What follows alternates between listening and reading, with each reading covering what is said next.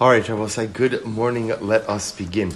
Begin by thanking our sponsor, our Talmud Torah sponsors for the month of Kislev, Sammy and Malka Esterson, for dedicating all of the shiurim and droshos this month in memory of their parents, Yitzchak, Laib ben Aharon HaKohen, Sarah Rachel bas Baruch Avraham, and Hinda bas Henech Efraim. We hope that on the merit of our Talmud Torah, the neshamas will have an aliyah and the family a nechama. We thank our week of learning sponsors, Paul and Kathy Pollack, for dedicating the shiurim this week in honor of the birth of a grandson, Rabbi Henoch Morris, Rosh Kollel of the Columbus Community Kollel, and his wife Chaya, born to Isaac and Esther Morris of Baltimore. Mazal Tov. And we have a new week of learning sponsor, Michoel and Sarah Lipman and family from Los Angeles, California, in honor of Phillip Sanfield's Siyum Hashas. Phillip is a long-time listener of ours from across the country, who is Baruch Hashem making his Siyum Hashas this Shabbos. I just want to point out how incredible it is that, well, let me finish the dedication. So from the Lipmans, may Phillip and his wife Judy merit to make many more Siyumim and continue to inspire us all with their Torah and Maasim Tovim. Mazal Tov. I just want to point out, this is Baruch Hashem. First, we Ira completing Shas, right, cycle of Shas. Phillip Sanfield, what a time we live in, where the completion of Shas is an attainable goal. This was not one generation ago. This was not the case. This was not the case. Who finished Shas? Yechidei Skula, certain individuals, Talmidei Chag, incredible Talmidei Chachamim. Now, Baruch Hashem, all of us, first of all of us have the ability to become incredible Talmidei Chachamim. Yirtzeh Hashem, all of us one day. And this achievement, this goal is within reach. It's mamish shechianu v'kimanu v'giyanu lazman hazeh. So Mazal Tov to Phillip and an incredible yashikoach for the inspiration as well. So with that, let us begin. We have a beautiful daf ahead of us today. Today's daf is daf Zayin 7. Zevi, welcome back. Good to see you. Today's daf Zayin. We're starting on Vav Amud Beis 6b, and we are picking up 6 lines up from the bottom. Beautiful Gemara. Rabbi Avo. At what point in time do we begin to make the bracha over rain? So we'll say, we began this yesterday, and the Gemara over here is talking about, what do you mean, what bracha are we talking about over the rain? So remember, this is not Mashi Bracha Mered Geshem, this is not the same Talmud bracha. If you take a look at Rashi says, Me'im Sam Bevarchan Al Gishamim, Parak HaRoeh, 4 lines up from the bottom in Rashi, Amrinon, Al Gishamim Omer HaTov V'Hametiv. We'll say, interestingly enough, that the Imam Sechas Brachas brings down that on rain you make the bracha of Hatov V'Hametiv, which is the bracha that says Hashem is good and bestows good. Well, so I just point out just very quickly, there are 2 brachas that kind of live in the same orbit: the bracha of Shechianu and the bracha of Hatov V'Hametiv. How do you know when to make which one? So Shechianu is on something that is good for you, but really only you. Hatov V'Hametiv is the bracha that is made of something that is good for you and for others as well. Just an interesting idea. There's a fascinating discussion in the contemporary poskim. When you get a new car, what bracha should you make? Should you make a Shechianu or should you make Hatov V'Hametiv? So of course it depends. If you're going to give rides to people and help people out and go ultimately to take your car to do tzedakah and Maasim Tovim, so then you make Hatov V'Hametiv. If you're just using it to show off to your neighbors, then it might just be a shechianu, right? So again, depending on what you plan on doing with the new automobile. But I'm just pointing out, according to Rashi over here, the bracha we're talking about is the bracha Tov V'Hametiv. Now we're going to see the maskana of the Gemara is talking about actually a different bracha. But again, Tov V'Hametiv. So the Gemara, my Mavarich, Rabbi Yehuda. Although interestingly enough, Rashi's approach is difficult because the Gemara makes no mention of Tov V'Hametiv, as you're going to see. So Rabbi Yehuda Marav, Modim Anachnu Lach. Modim Anachnu L'cha Hashem Elokeinu Al Kol Tipa Utipa Shehoradata Lanu. Modim Anachnu L'cha Baruch, we have incredible gratitude for every drop that you have brought down for us. We'll say, do you understand what this bracha means? This is the bracha the Gemara says. We are thankful to you, Hashem, for every drop.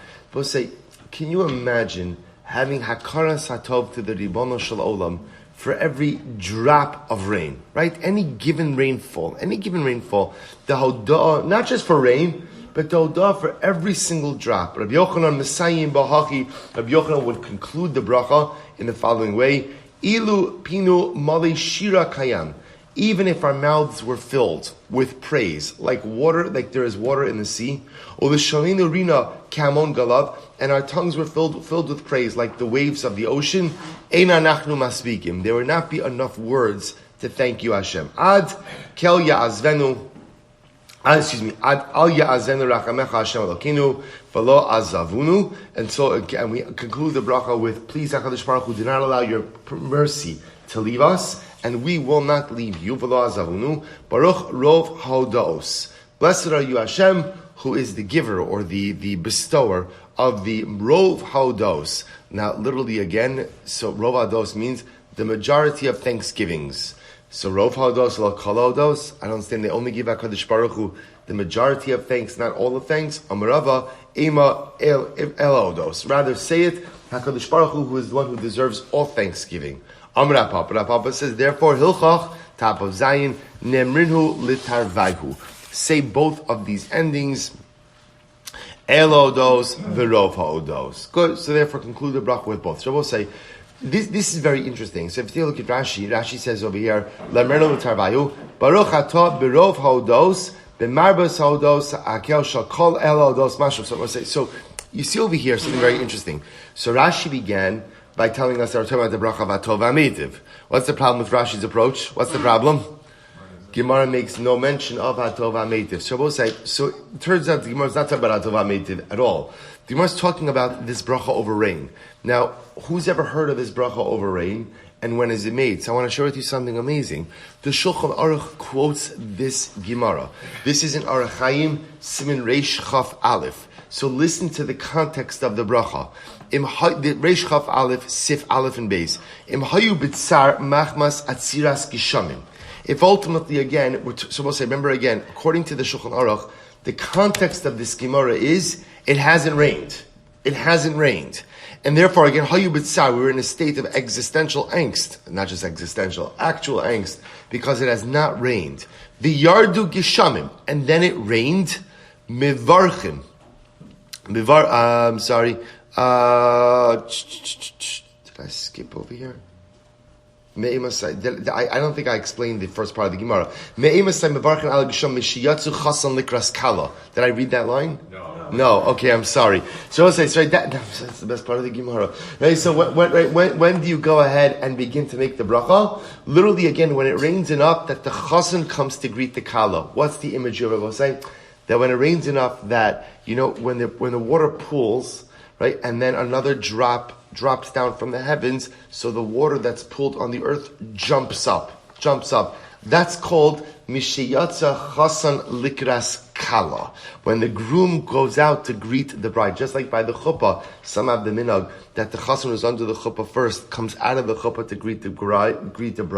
When do you make the bracha over rain? When there's enough rain that when the drop falls down from the sky and it hits the one on the ground, the one from the ground jumps up. So the one on the ground is called the chasan. The one coming down is called the kala. Such a beautiful imagery. So the Shulchan Aruch says over here, the bracha that we're talking about is in a situation where there wasn't rain, there was a drought, there wasn't rain, and now it began to rain. And even though, again, we didn't get all of the necessary rain, it's raining enough that the chasan comes out to greet the kala.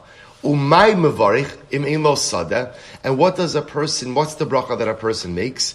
Modim anachnu lach. Hashem Elokeinu, akol tipa v'tipa shorarata lanu, v'ilu pinu male shira kayam, ad hein heim yodu v'yarachu. So we'll say, interesting if the Shulchan Aruch understands, the bracha that the Gemara just highlighted over here is the bracha you make for a person who doesn't own a field. Because if you own a field, what's the bracha you make? Hatov HaMeitiv, right? Because Hatov HaMeitiv, that field is going to serve you and it's going to serve others. But if you're living in a time of drought, and now it rained, enough rain that the chasan comes out to greet the kala, this is the bracha you make over the new rainfall. Really quite beautiful. So we'll say the Gemara goes weiter. So the Gemara says, incredible Gemaras. A day of rain is greater than resurrection of the dead. Even greater than Tchias HaMeisim. Dilu Tchias HaMeisim letzadikim, because resurrection only occurs for the righteous. V'ilu gishamim bein tzadikim bein l'rishayim. But yet when it rains, everyone benefits from the rain. Isn't that beautiful? Tchias HaMeisa is only for the tzadikim. But rain. I always say, it is so important. I have to tell you, just Ma'aseh Shay Chaya. It rained yesterday. And after it finished raining, I was so upset and embarrassed. Why? Because I saw the rain, and I didn't even take a moment for a second to stop and to thank HaKadosh Baruch Hu. I said, clearly, I'm not paying attention during the daf. Because you could give the shir and still not pay attention to the shir. Right? You say, right? It's an incredible thing. You see a kol tipa v'tipa. Thank HaKadosh Baruch Hu for every drop. It just changes it's supposed to change our total orientation. Now, while it's true that, of course, these discussions are geared towards Eretz Yisrael, that's absolutely true. But at the end of the day, every time it rains, it is direct bracha from the Ribono Shalom, and how much you have to cultivate that sensitivity within ourselves. The day of rain is greater than Tchias HaMeisim. Tchias HaMeisim only happens for the tzaddikim. Rain happens for everyone. Upligid Rav Yosef. This argument is Rav Yosef. Tell me Rav Yosef, mitoch shishkula kitchias HaMeisim kavua betchias HaMeisim. Rav Yosef says that rain is not greater than resurrection. It's what? It's equal to resurrection. The truth is, it's not such a machlokes, right? Whether it's greater or equal, it's still, what it's saying is, it's still pretty incredible. How do you know that rain is equivalent to resurrection? Because where is rain included? In the bracha of Tchias HaMeisim, the bracha of resurrection, Shemar Esrei. Am Rabbi Yehuda, Chadu Yom HaGishamim, Kiyom Shenitna B'Torah. Incredible, right? The day of rain, a day when it rains, is as great as the day that the Torah was given. Shena Emar, Ya'arov Kimatar Likhi. As the pasuk says in Dvarim, literally again, Moshe Rabbeinu saying in Azinu, Yarov kimatar lechi, my words will drip like rain. So Moshe Rabbeinu compares Torah to rain. So ve'in lekach ela Torah. Lekach refers to Torah. Shneimar ki lekach tov nasati lochem torasi al tazov. I've given you a good purchase. Right, or a good teaching. Do not forsake my Torah. I will say, what you begin to see, by the way, what's the nature of this connection to Tchias HaMeisim, Tchias HaTorah? It's life, right? Remember, Tchias HaMeisim, resurrection of the dead, restoration of life. Torah, there is no meaningful life without Torah. I should say, Torah gives us life. Torah gives us life. So the idea being that rain is equated with all of these other life-sustaining items. So the Gemara goes weiter. Rava Omer Yosef Yom Shnit Torah. It's not true. The day of rain is even greater than the day the Torah was given. How so? Shne Emar Ya'arov Kimatar Likhi. Because we also remember again, the pasuk Moshe Rabbeinu says that my words will drip like rain. So the Gemara says something very interesting. The Gemara says, Mi nitla b'mi. So who is? Remember, when you're making a comparison, when you compare two things, what do you compare one item to? Havi Omer Katan nitla b'gadol. Well, so generally, when you're making a comparison, you compare something smaller to something greater. So when Moshe Rabbeinu goes ahead and compares Torah to rain, what he's effectively saying is what? Is that rain, a day of rain, is even greater than the day upon which the Torah was given. Incredible. Rava Ramiksiv. Rava goes in and contrasts psukim. He says on one hand, Ya'arov kimatar lechi, right, that ultimately the words of Torah will drip off my mouth like rain. Uksiv tizal kital imrasi. And then it says that my words will drip down like dew. So which one is it? Is Torah like rain or is Torah like dew? So we'll say, listen to this incredible Gemara. In Talmud Chacham Hagunhu. So if a person is a Talmud Chacham, a proper Talmud Chacham, then what? Kital. Then it's like dew. Ve'im lav. And ultimately, again, if he's not the proper Talmud Chacham, arfehu kimatar. Ultimately, again, that literally means the rain will break him. The rain will break him. Right? He will be broken with rain. Now, what does this mean? If you take a look at Rashi, Rashi says over here. Actually, not the Rashi. I'm sorry. Let me take you to the Maharsha. So I'll just read this so you don't have to turn to it. But the Maharsha says as follows on this Gemara. He says, "In Talmud Chacham Hagunhu Yekital Yelecha Sheino Netzar Umispakish LaOlam." So remember again, we saw this in yesterday's daf, 2 days ago. The distinction between rain and dew is that rain, sometimes you get it, sometimes you don't, and sometimes it's good, and sometimes it's not. Tal, dew, is always good. So essentially, the Maharsha says there are two different types of Talmud Chacham. There's a Talmud Chacham whose Torah is like dew. Because it's like dew, it's always needed and always beneficial. And ultimately, again, but there is a Talmud Chacham whose Torah is like rain.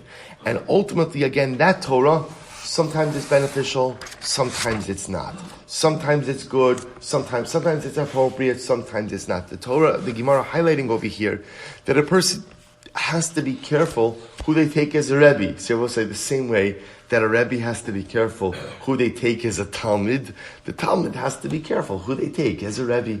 Because not every Torah is the right Torah. In other words, the information could be right, but where it's coming from may be a bit problematic. And therefore, again, sometimes Torah, the Talmud Chacham is like dew, sometimes the Talmud Chacham is like rain. We're going to develop this a little bit more. So the Gemara goes weiter. The Gemara says, Tanya, Haya Rebbe Bina Omer, Kala Osik Batorah Lishma, anyone who goes ahead and engages in Torah for Torah's sake, Na'asis Lo Samachayim. Torah becomes an elixir of life. Shneimar, Eitz Chayim Hila Machazikim Ba. It is a tree of life for those who hang on to it. Va'omer, Rifos Tilasarecha, Va'omer, Kimotzei Matza Chayim. V'chala Osik Batorah Shalo Lishma. But if a person chas v'shalom goes ahead and learns Torah not for the right sake, then what? Not for the right purpose. Nasis lo sam hamoves. Torah becomes an elixir of death. Shene'emar ya'arof kimatar likhi ve'in arifa ela hariga. We'll say this is incredible. Ya'arof kimatar likhi. Sometimes my words, arifa literally means to decapitate. So ya'arof kimatar likhi. Sometimes the words of Torah can become a decapitating rain. How do you know that arifa means decapitation? Shene'emar va'arfu sham esa egla benachal. Egla rufa, the decapitated calf. But say, take a look at Rashi for just a moment. Rashi says, Lishma, kasher tzivani Hashem elokai, velo kedei lahakros Rebbe. Shabbos say, this is really an incredible yesod, and this is a theme you see in Chazal over and over. This idea that doing things for the right reasons. See, here you see the Gemara telling us, if you learn Torah Lishma, it becomes an elixir of life. You learn Torah Shalom Lishma, it becomes an elixir of death. And I will say, think about this just a moment. It can't be, right? Really? If I learn Torah Shalom Lishma, it's an elixir of death. So what does that mean? It's better not to learn Torah at all than to learn Torah Shalom Lishma. Is that really possible? So we'll say, so the truth is, remember, it also depends who we're talking about over here. If you're talking about the person who is going to be the teacher versus the person who's going to be the student, the thing that the Gemara is going to develop is it's very dangerous to have a Rebbe who does things for kavod. And it's very dangerous to have a teacher who engages in Torah for the wrong reasons. And the reason for that is because not only does he lead himself astray, but he potentially leads his students astray as well. That's where there is a true danger. Because if a person is in a leadership capacity and a person exerts influence and that person is motivated by the wrong intentions, chas v'shalom, there could be a trickle-down effect to that person's constituency as well. That's different than the yachid, right? I'm an individual. So as an individual, sometimes I learn Torah Shalom Lishma.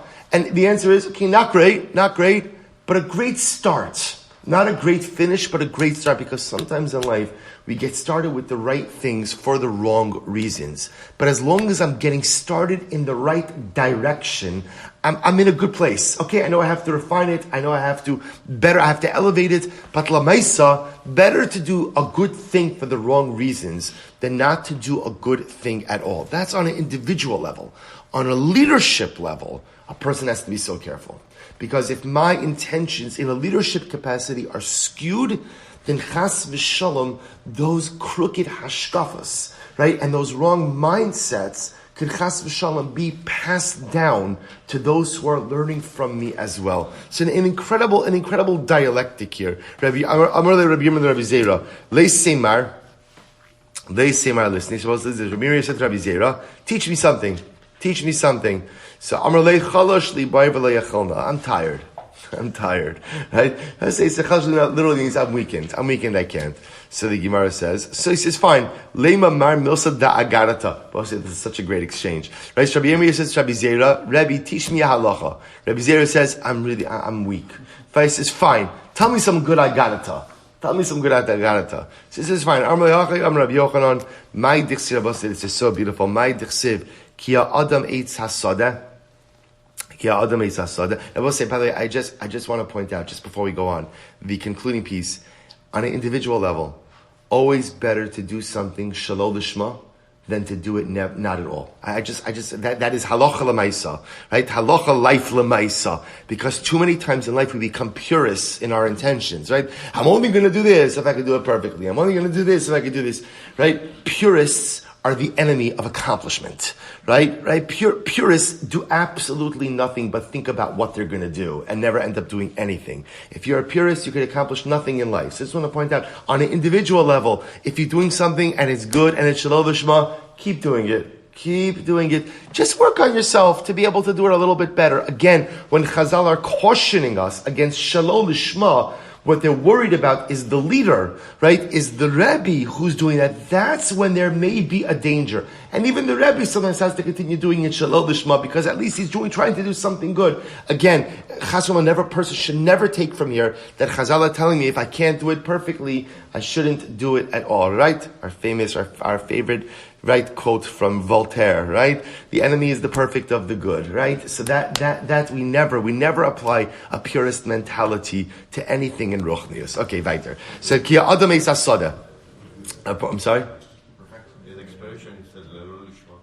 Right, correct. There's also Shalol Lishma, Bal Lishma, right? Absolutely. So we go weiter. Rabbi Yochanan.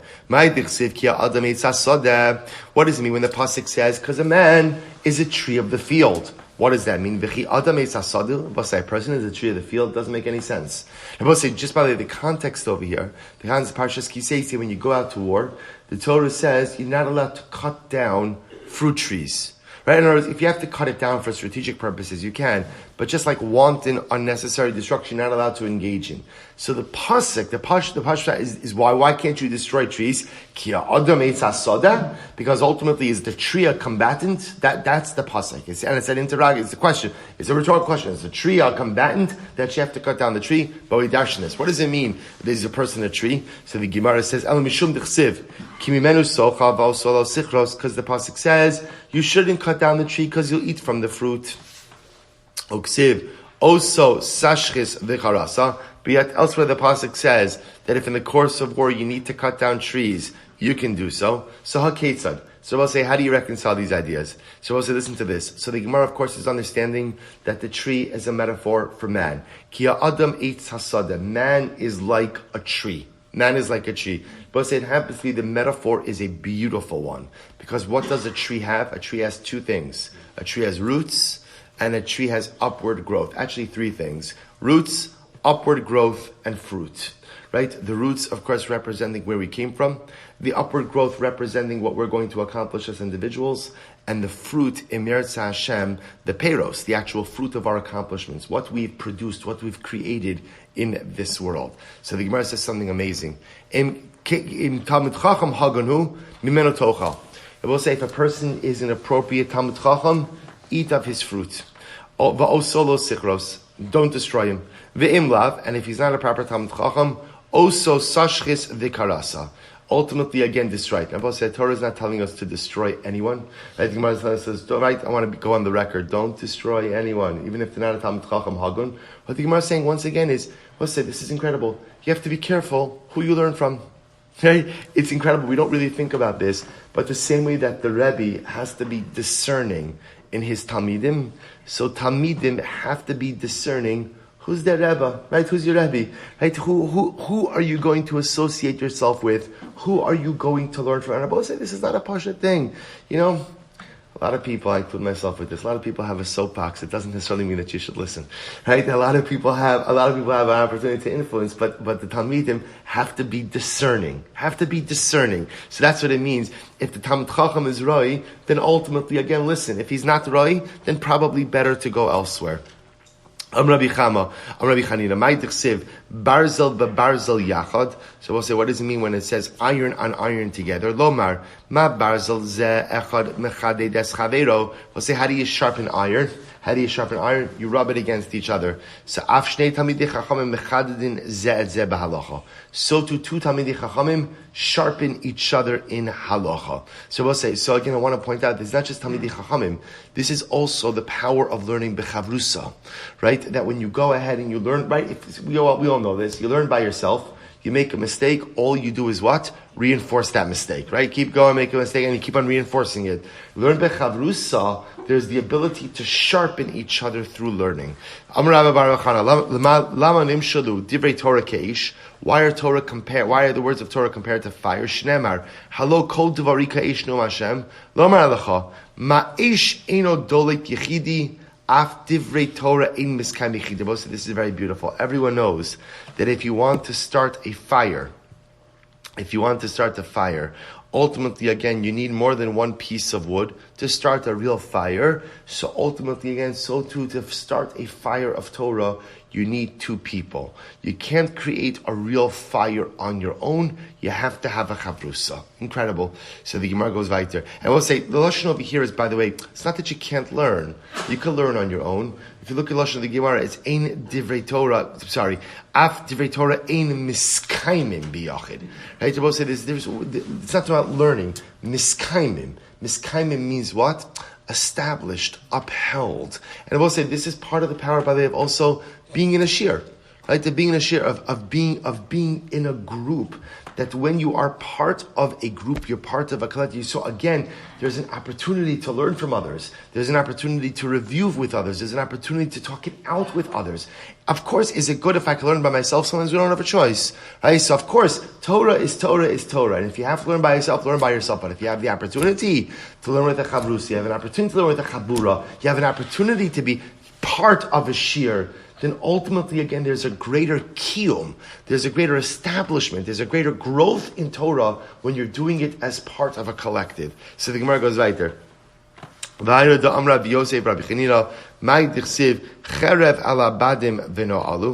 will say, what does it mean ultimately again? Cherev al sonei shel talmidei chacham means a sword will come upon the enemies of talmidei chachamim she'oskin bad bebad. They will say over here, the enemies of talmidei chachamim are those who go ahead, are Jews. Right? Anytime you see this expression, it's always a metaphor. Right? Who are the enemies of the talmidei chachamim? Those who learn Torah by themselves, who learn Torah alone. So it's interesting. Again, the Gemara are using very strong lashon to highlight this idea that the power of Torah is accomplished in numbers. It's not accomplished by yourself. Again, if a person has to learn by themselves, that's what they do. But true growth and true excellence in Torah comes with a chavrusa, or ultimately, again, comes from being part of a collective. So the Gemara goes right there. None of that, sometimes when you learn by yourself, you actually become foolish. Shneimar vino alu.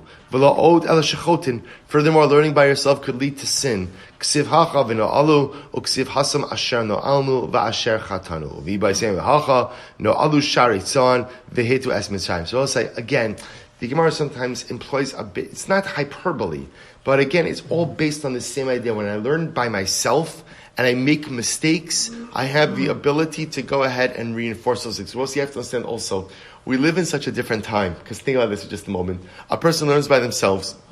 Okay, so Baruch Hashem, a person has Art Scroll, right? The person has Safaria, right? The person has all of these different tools, so you can actually know what you're talking about, even if you're learning by yourself, which is like an incredible time in which we live. From Chazal's perspective, a person is learning by themselves. You translate a line Gemara in a certain way. How do you know you're right?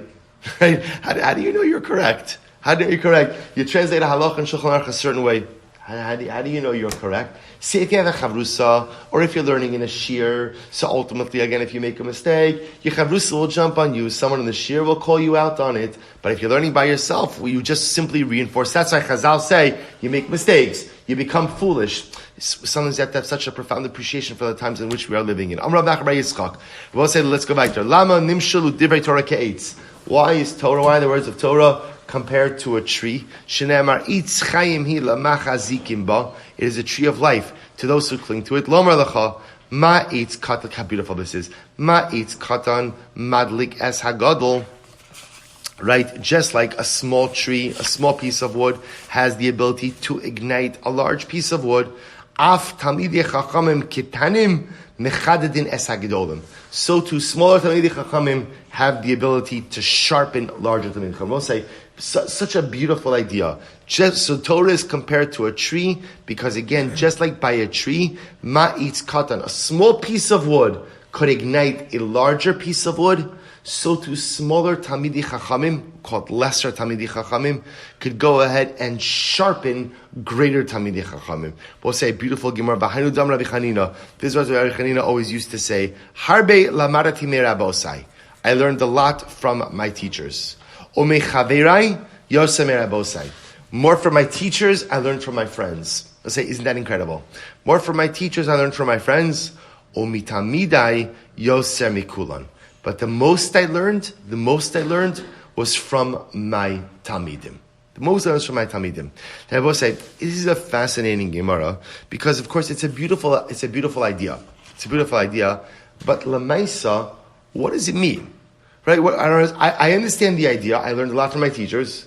I even understand the idea. I learned even more from my peers. Because I will say, remember, this goes back to what the Gemara just said before. The goal in life is you have your chavrusa, you have your chabura, you have your shir, you have a group that you're a part of. And when you go out and you're part of a group, you learn so much from others. But what does it mean? More than anything, more than my teachers, more than my peers, I learned from my students. So I'll say, is that actually true? Right? Is there a Rebbe like that who could actually say, I learned more from my students than I learned from my Rebbe? So I'll share with you an incredible idea by the Degel Machane Efraim. Listen to what he says. What's the pshat? He says, HaTorah nimshal l'ma'ayan. Torah is compared to a well. So how does a well work? Ma ma'ayan komasha dolen mimenu yoser. Hamayim miskabim yoser. So I will say, a well, the more you draw out of it, what happens? The more water comes from the subterranean spring. Right? So the more you pull out of the well, the more you draw from the well, the more water comes into the well. So Degel Machane Efraim says, Kach harav hamora, kol ma shemelamid yoser, no sein Hashem belibo lahavin yoser. What does it mean? Rabbi Yochanan says that I learned the most from my Talmid. Rabbi Yochanan was saying is, I've come to learn in life, the more I give, the more I get.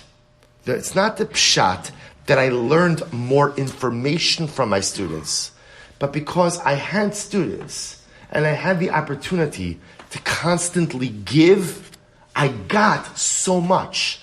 Because a person is like a well, and inside of me I have these waters. And the more I share of my waters with others, the more waters are replaced by my spiritual subterranean spring. So that's the Degel Machane Efraim Zimir Rabbi Yochanan's idea. I learned a lot from my teachers.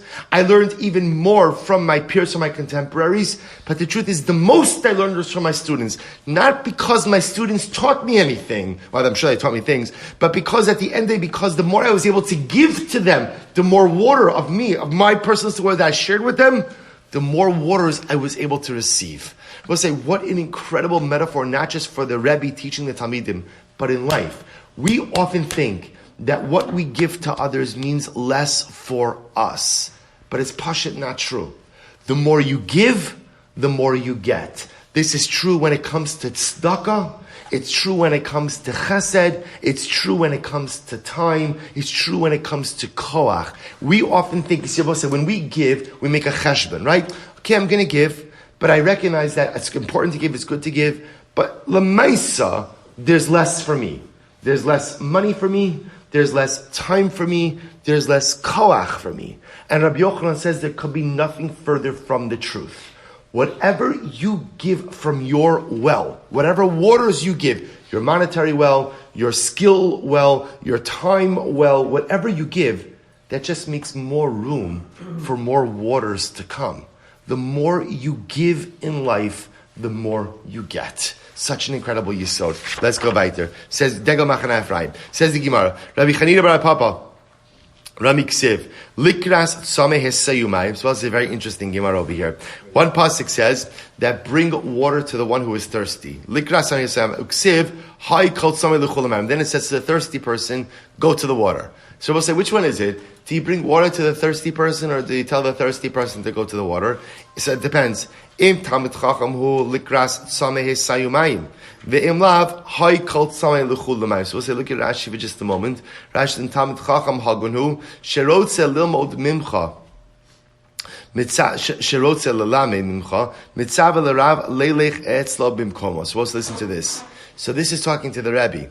If the student who wants to learn from you is worthy, bring the water to him. If the student who wants to learn from you is not so worthy, let the student come to you. So Rabbi say, this is incredible. According to Rashi, this Gemara is not talking to the Talmud. This Gemara is talking to the Rebbe. The Rebbe is the one who has the waters, right? He has the waters. So the shaila is in life. Do you take the water to the thirsty person, or should the thirsty person come to you? Should the Rebbe go to the Talmud, or should the Talmud go to the Rebbe? And the Gemara says it depends. If it's a really worthy, truly thirsty, right? Truly thirsty Talmud, bring the water to him. But if again, not so sure if it's so worthy, let him come and seek out the water. In other words, if the Talmud is not on the level that his worthiness has been proven, let him prove his worthiness by seeking out the water. But if the Rebbe sees that the Talmud is genuine and true, bring the water to him. Make Torah accessible. Make Torah easy. Bring the Torah to him. If you see that he really wants it, bring the Torah to the thirsty person. It's such an incredible yesod. I'll just tell you just as an aside, and then we really have to go right there. We just started in the shul now. We have an interpreter by all of the shiurim. Sign language interpreter. And it's been incredible to see what has happened.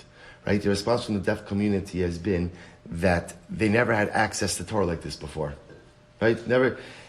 A woman came over to me after my shir, after I started a women's tefillah shir on Wednesday mornings. She came over to me and she said, I'm X number of years old. She said, I've never had a rabbi in my life. I said, will you be my rabbi? She said, you don't realize that sometimes we have an obligation to bring Torah to people. And sometimes it's just easy enough. Again, I wish I could say I could take credit for her idea. This is Mrs. Esther Resnick. This is her idea. She does it every single shir. It's an incredible thing. There are people who are so thirsty. And because they're so thirsty, it is our job to go ahead and bring Torah to them. So maybe it's someone in your life who you know is not learning, but if you were to offer them a 15-minute chavrus a week, maybe they would learn. Bring Torah to people. Sometimes we say, that's not me.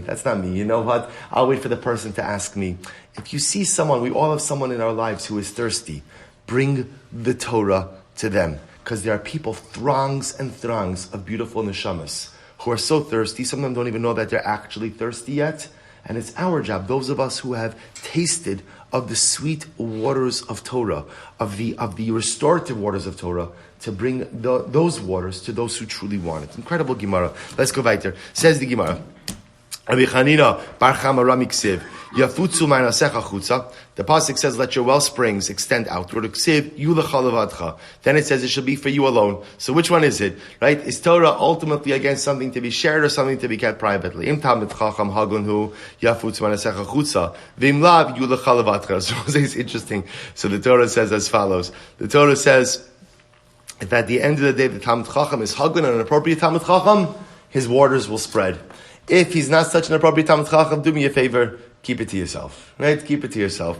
The Gemara goes weiter. Rabbi Chanina bar Idi. So, Amar Rabbi Chanina. Lami nimshlu divrei Torah l'mayim. We'll say this is how beautiful this is. Why is Torah compared to water? So, dichsiv hay kol tzamei l'chu l'mayim. Lomar l'cha. First of the widest lines. We'll say, get ready for this. Ma mayim manichin makom gavo v'hochin l'makom namoch. After divrei Torah im miskayim ela b'misha daito shefela. We'll say, what's the unique quality of water? Water always travels down to the lowest point. So to Torah could only really be found with those who are humble. Right? They will say humility is a prerequisite for spiritual greatness. That's why water is compared to Torah. So beautiful. Rabbi say this is incredible. Why is Torah compared to three liquids? Right?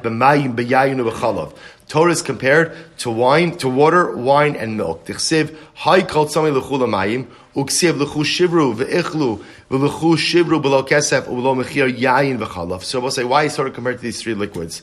Lomar l'cha to teach me, ma mashkin halalo emis kainen ela b'pacho shebekelim, Get ready for this. What's coming down there between wine, oil, and water? Wine, milk, and water, right? Is that in order to store them, you store them in earthenware vessels. Earthenware vessels are considered to be, right, the most base, humble vessels. Just like wine, milk, and water can only be stored in earthenware vessels, so too Torah can only be stored in a vessel of humility.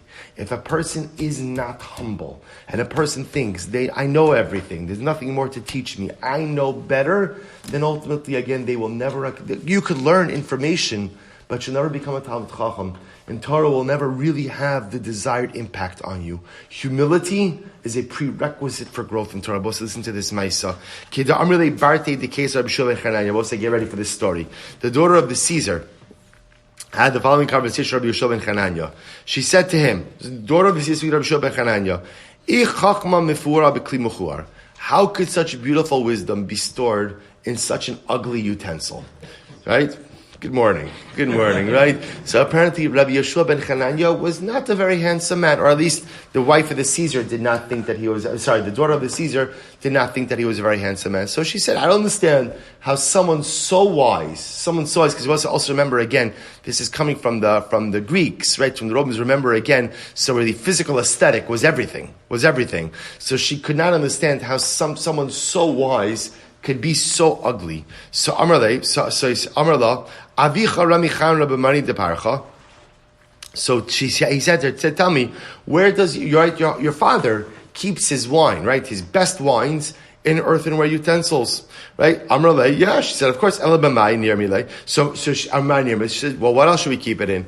Amarla, Asun de Chashivasu, Ramu Bemani Daba Vikaspa. So Rabbi Yeshua ben Chananya says, look, you're the Caesar. Your family is a Caesar. Really, why would you be keeping your wine in earthenware vessels? Should you not be keeping it in vessels of gold, vessels of silver, befitting your stature in life?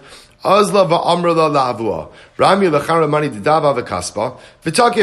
she went to her father. She said, Father, I have a great idea. We should really store our wine in utensils of gold and silver. So her father listened. V'takif. And ultimately, again, the wine spoiled. All the wine spoiled. Asu va'amrula, amrulei, asu va'amrulei, amrula lebarte, man amrula chahachi. So the Caesar goes, right, they told the Caesar, all the wine spoiled. Caesar went to his daughter, who told you this idea? So amrulei Rabbi Yeshua ben Chananya. So the Caesar's daughter said, it was Rabbi Yeshua ben Chananya who gave me this idea.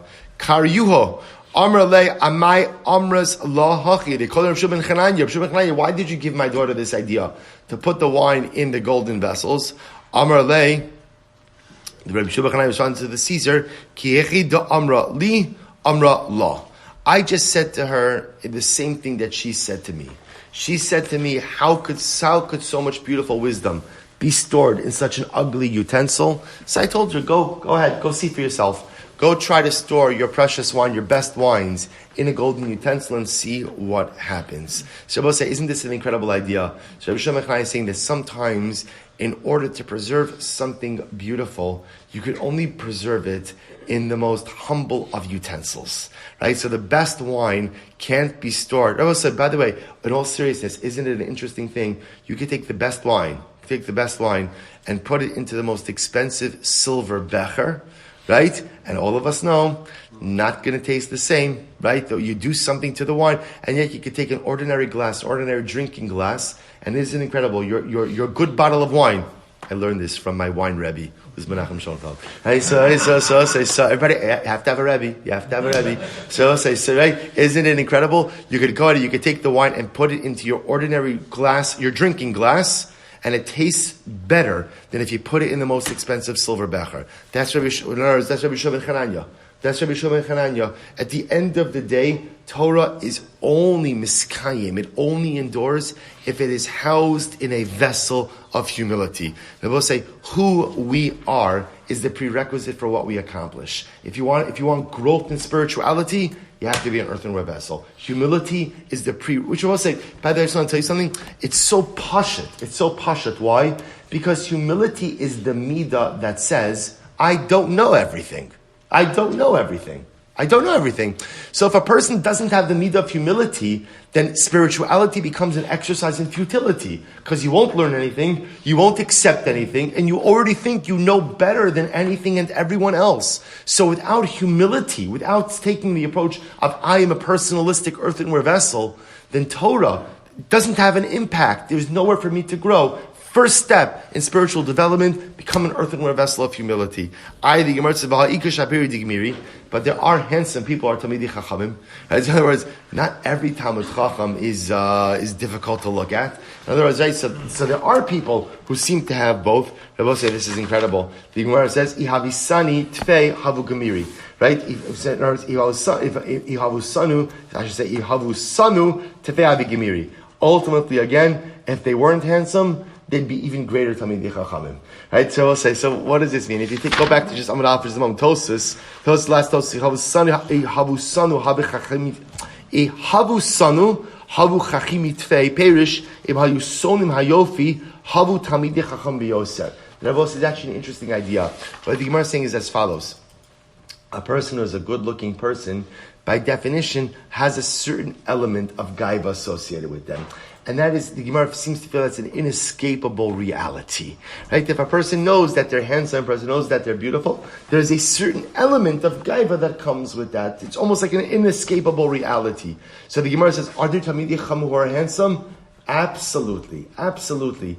But if they were able to go ahead and reject the vanity, the inherent vanity, that beauty, that handsomeness comes with, they would even be greater Talmidei Chacham. And I was supposed to say, the reality is, all of us have inherent challenges to our spiritual growth. So sometimes it's our midos, and sometimes it's our appearance, right? So that's just the reality. So Rabbi Shimon Chanani is saying, can you be a Talmid Chacham who's handsome or is beautiful? Absolutely. But just understand, if you're handsome, there's an additional element of gaiva that a person has to fight back against. Incredible. So the Gemara goes weiter. So the Gemara says, Davar Acher, Shabbos says it's beautiful. Why is Torah compared to wine, milk, and water? This is incredible. Shabbos say, here's what's interesting. Right? Wine, water, and milk become disqualified. When we say become disqualified, in other words, they can become compromised with Hesach Hadas. Look at Rashi. Rashi says, Hesach Hadas means a lapse of awareness. Shimlo Yishmareim Yafe. If you don't watch these liquids carefully, you nishpachin o nofel esok davar. What could happen? They could easily spill, or some impurities could come in and totally ruin them. So Rabbi say, this is different, let's say, than oil and honey. Watch this. See, oil and honey, if an impurity falls into it, what happens? It's fine because it doesn't sink. Right? It could stay at the top, and ultimately you could just scoop it out.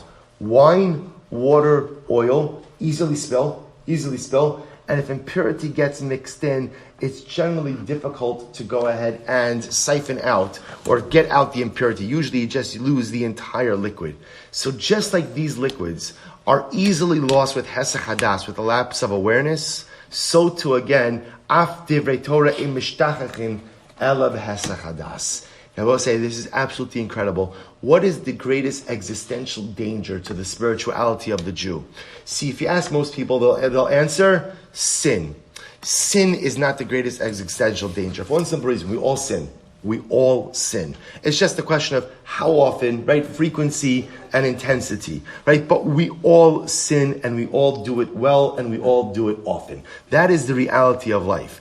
The greatest existential danger to Ruchnius, I will say, is Hesach Hadas, is when we have a lapse of awareness, when we fall asleep at the wheel of life, when I lose my direction, when I don't know where I'm going or what I'm doing, and I kind of put on the cruise control and just keep going. I will say, this is the Ramchal, right? The Ramchal in the opening chapter of Mesilas Yesharim, the first chapter of Mesilas Yesharim, the first thing he discusses is Zehirus. Zehirus means awareness. The most important midah in successful spiritual living is to live with constant awareness. Who am I? What am I? Where am I going? What am I doing? Is this thing I'm about to do, does it advance my life agenda? Derail my life agenda? Zehirus. And the moment I don't have Zehirus, I have Hesach Hadas. There's a lapse of awareness. And says the Gemara, the moment there's a lapse of awareness, That's like the impurities that fall into your milk. Done. That's how you get. It's not sin that derails us. It's hesach hadas. It's lapse of awareness, lapse of attentiveness in life. That's what derails us. Incredible. We're starting 4:30 for now on, by the way. I'm Rabbi Chanina. Gadol Yom HaGeshamim Ki Yom Shenivru Shamayim Va'aretz. Right? Both back to rain.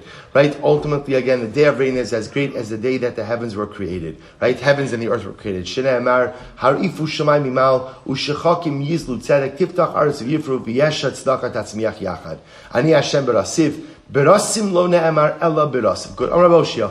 Gadol Yom HaGeshamim. Right? The day of rain is great. Shafilu Yeshua Para Uravabo. We'll say even salvation is intensified during a day of rain. Shneimar Tiftach Eretz V'Yifru Yesha. Amar Vitanchum Bar Chaniloi Eina Gisham Yardim Ela Imke Nimchalu Abonosem Shlayisal. So we'll say this goes back to the theme we've seen a number of times already, that rain is a spiritual barometer. Right? A spiritual barometer. That it only rains if we are deserving of it. Conversely, but the way we've started is, it doesn't rain if we're not worthy. If we're unworthy, it doesn't rain. So the Gemara says something amazing. So the Gemara says, it only rains if the sins of the Jewish people have been forgiven. Shnei Amar, the Gemara quotes the pasuk from Tilim, Ratzisa Hashem Artzecha, Shavta Shevis Yaakov. Incredible. So the Gemara says, Shavta Shevis Yaakov, Nasasa Avon. I'm sorry, I just skipped. Ratzisa Hashem Artzecha, Shevis Yaakov. Nasasa Avon Amecha, Kisisa Kol Chatasam Sela. Amarle Zeiri Medihivas Rabina. So Zeiri from Diva said to Rabina, Asun Nehacha, you learn out from there. Masnisula Anon Nehacha Masnisula. We learn out from here. Viata, quoting over here the Gemara, the pasuk from the Lachim. Viata Tishma Shamayim Vasalachta Lachatos. Amravi Tanchum Breid Rabbi Chia. Shabbos, I saw again the Pesukim highlighting this idea that when it rains, that is a sign that HaKadosh Baruch Hu has forgiven our Averos. Aray Tanchum Breid Rabbi Chia, Ish Kfar Ako, Ein HaGeshamim Ne'etzarim, Ela Imke Nischayvu Son Ehen Shal Yisrael Kehilla. Rain is only withheld if the sinners are deserving of destruction. So we'll say, once again, this is just the negative articulation of the previous concept. Beforehand we said, rain only falls if the sins of the Jewish people have been forgiven. Here, ultimately, rain is withheld. Rain is withheld, literally, again, if the enemies of the Jewish people deserve destruction. Enemies of the Jewish people, of course, is a reference to what? Am Yisrael, Jews who sin, Shnei Amar. Bar over here quotes the pasuk, Tzia, Gam chom yigzelu meme shalek sha'ol chato. So I'll say, so ultimately, again, the way the Gemara is dashing the pasuk over here is, it's dry, right? The heat and the dryness will steal the waters of the snow, shal chato, because their sins come from the depth. So the idea being that sin steals the water, steals the snow. You learn it from there. Pasuk says, Kadosh Baruch Hu will withhold the rain from the heavens, and ultimately you will be lost quickly. This is fascinating. Rain is only withheld because Klal Yisrael does not properly perform the mitzvos of Trumas and Maestros, separating tithes. Shnei Amar, Sia Gam Chom Yigzelu Meme Sheleg. My mashma, I don't know from that pasuk. Tandrei Yishmael B'shvil Dvarim Shetzivisi Eschem B'mos Achama V'lo Asisim Yigzelu Mikem Meme Sheleg B'mos Agisham. Because of the things that I commanded you to do during the summertime, and you did not do them, they will say, what are the things commanded during the summertime? That's tithing. Because when does Trumas and Maestros take place? We'll say, B'pashtos, when you're harvesting. When does the harvest take place? Spring, summer. Right? So because you did not do the things that I asked you to do during the spring, summer, i.e., separate out your tithes, therefore I will steal back your rains, steal back your snow from you. Wow.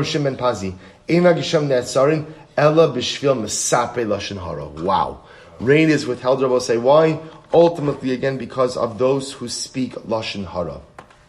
Shnei Amar, quotes over the pasuk, Rach tzafon techula geshem, upanim nizamim lashon sasar. So say, literally it means the northerly wind will prevent rain. Upanim nizamim, angry, literally an angry face, lashon sasar. So say the Gemara dashes over, lashon sasar means literally, again, because of words spoken in private. Right? What are the words spoken in private? Or I should say, destructive words. Destructive words. A reference to Lashon Hara. Incredible. I just want to point out, I'm not doing this justice. Each of these drashas, right, deserve a sheer unto themselves. But what you begin to see, I just want to point out, there is a overarching lesson that is also to be understood over here, which is the lesson of cause and effect. What we do has an impact. And everything we do has an impact. And has an impact indirectly, but also has an impact directly. That's what Chazal trying to teach us. What's going to happen with the rain? That's directly related to how you behave. Right? How I behave, how I talk, how I learn, how I conduct myself is manifest in the way that the natural world reacts towards me. This is the takeaway message. We often do things or don't do things because we think our actions don't matter. Everything matters. The Gemara goes weiter. Amar Sala, Amar Hamnuna. Incredible. Wow. Rain is only withheld. We'll say, Azei Panim is one of these interesting words. Most of us know it, usually because we've been called it by someone, right? Either a parent or a Rebbe, Azes Panim, right? So it's happened. And it's one of those words that kind of, when you hear it, you know exactly what it means, right? The way we translate it is brazen. Brazen. I both say what it really refers to over here is arrogance, right? Brazenness is really arrogance. So the Gemara says rain is withheld because of widespread arrogance, brazenness. Shnei Amar quotes over here the pasuk from Yirmiyah, Vayimanu revivim umalkosh lo haya umeitzach isha zona hayalach me'ante kalem. So literally again, Chashbam says, I held back the rains. Why? Because meisach isha zona. You have the forehead of a harlot. Okay? Right? What does it mean? The forehead? So the assumption is that the zona, the harlot, is brazen. Right? There's a brazenness in the way that she behaves, in the fact that she's willing to engage in this behavior, and everyone knows that she engages in this behavior. So the Navi compares Klal Yisrael to the harlot. You have the brazenness of a harlot, and because of that brazenness, I've withheld the rain. So the Gemara goes right there. So Amrav Sala, Amrav Hamnuna, Kol Adam Sheish Lo Azos Panim. We'll say, get ready for this. Any person who has this brazenness, Sof Nechshal Ba'avera. Ultimately, again, will get caught up in immorality. Shnei Amar umeitzach isha zona hayalach. I will say, what's the pshat? It's a very simple cheshbon. See, I will say, when a person is brazen, a person is arrogant. Arrogant people feel that they are entitled to everything.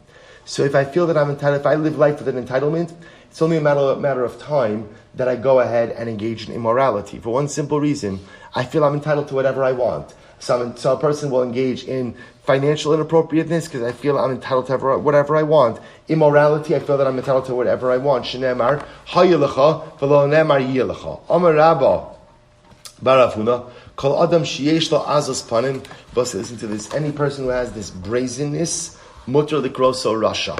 You're allowed to call such a person a rasha. Shneimar ha'is ha'ish rasha b'fanav. Rav Nachman bar Yitzchak amar mutar l'sanoso. You are permitted to hate a brazen person. Such a strong lashon.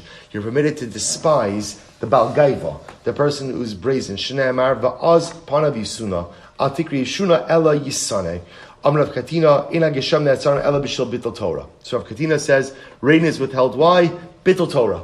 Bittul Torah, because it will say negation of Torah learning. Shnei Amar quotes over here the pasuk from Koheles. Batzaltayim yimach hamekare ubeshiflos yadayim yidlov habayis. So the Gemara says, b'shvil atzlos. What does it mean by atzaltayim? The Gemara is making a drasha. Atzaltayim is atzlos, right? Because of the laziness. Shai b'Yisrael shelo asku batorah v'naases sono shel HaKadosh Baruch Hu. Because of the laziness of Klal Yisrael, they did not engage in Torah learning, and as a result became the enemy of the Jew of HaKadosh Baruch Hu. Ve'ein mach ela ani. A mach means a pauper. Shnei Amar ve'ein machu me'erkicha. Ve'ein mikra ela HaKadosh Baruch Hu. Shnei Amar mekare mayim ba'ali Yosef. Rav Yosef ar mehacha v'ata. So Rav Yosef quotes a different pasuk. V'ata lo ro'u or bahir hu bashchakim beruach avra batitarim. Good. Ve'ein or ela Torah or estor Shnei Amar kiner mitzvah Torah or Baruch bashchakim taner b'shmal afilu b'shosh rakia nasa b'horin tal umatar ruach avra v'atitare. So Michoel says that the punishment for bittul Torah is that even in a time where the sky is filled with clouds, meaning ready to rain, ultimately, again, the wind comes along and disperses the clouds as a result of bittul Torah. On Rabbi Ami, Eina Geshem Ne'etzarim Ela Ba'avon Gezel. Why is rain withheld? Rain is only withheld because of theft. Shnei Amar quotes over here the pasuk. The pasuk from Eov Al Kapayim Kisar Vayitzav Allah b'mafgia. So the Gemara says Ve'ein Kapayim Ela Chamas. Kapayim over here refers to theft. Shene'amar u'minachamas asher bekapehem. Ve'ein ar. What's ar in this context? Elam motor. Rain. Shene'amar yafitz anan oro. Maitakante. So I will say, what should you do? What should you do? Ultimately, again, if you see that rain is withheld because of all of these different things, so the Gemara says, yarbe betfila. A person ultimately, again, should engage in tefillah. Then I will say, understand, obviously, if it's theft, the first step is return the stolen items, right? But what it's saying is, how do you change the decree? You change the decree through tefillah. Shnei Amar, pasuk says over here, Vayitzav alav b'mafgia. Ve'in pigia ela tefillah. Right? Literally, again, pigia is tefillah. Shnei Amar, v'ata al tispala ba'ada amazeh. Ultimately, again, v'al tifka bi'arta. So we'll have to stop over here. I'm sorry, I apologize for the speed of the last part. But again, I will say, incredible, overwhelming, magnificent daf tomorrow afternoon. It's going to be early. I think daf tomorrow is at 3:30. So you could come and you could bench here, right? Just bench here, right? But I will say, but again, you don't want to miss an incredible, overwhelming, magnificent daf tomorrow. Yitzchak, I will say.